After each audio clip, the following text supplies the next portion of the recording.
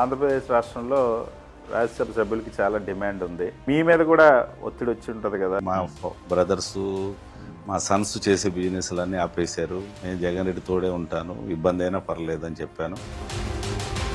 కేంద్రంలో భాగస్వామి అయ్యేటువంటి అవకాశం చంద్రబాబు గారికి వచ్చింది. అయినా మన రాష్ట్రానికి రావాల్సినవి ఎందుకు సాధించలేకపోతున్నాం? కొద్దిగా భయపడుతున్నట్టు అనిపిస్తుంది.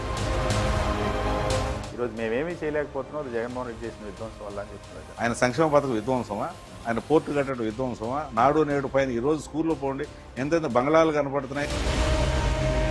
అమరావతిలో నిర్మాణాలకి ఎక్కడ జరగనంత ఖర్చు జరుగుతుంది. దుబాయ్లోనో అమెరికాలో ఉంటుంది ఆ రేటు. ఇక్కడ 30 to 40% ఎక్సెస్ రేట్స్ ఇచ్చారు. కేవలం గవర్నమెంట్ డబ్బులను దోచిపెట్టడం తప్ప అది న్యాయంగా లేదు. చంద్రబాబు నాయుడు గారు ఎలక్షన్ ముందు నేను సంపద సృష్టిస్తాను, సో అందుకే ఇన్ని హామీలు ఇస్తున్నాను, వీటన్నిటిని అమలు చేస్తా అన్నారు. ఇప్పుడేమో వీటిని చూస్తే నాకు భయం వేస్తుంది, ఖజానా ఖాళీ అయిపోయిందని చెప్తున్నాను. ఒక వర్గానికి వారి కుటుంబానికి సంపద సృష్టించుకుంటానన్నారు తప్ప ప్రజలు అపోహపడ్డారు. వైఎస్ఆర్ కాంగ్రెస్ రాజ్యసభ సభ్యుడు మేడా రఘునాథరెడ్డితో స్ట్రైట్ టాక్ శనివారం సాయంత్రం 6:30 నిమిషాలకు.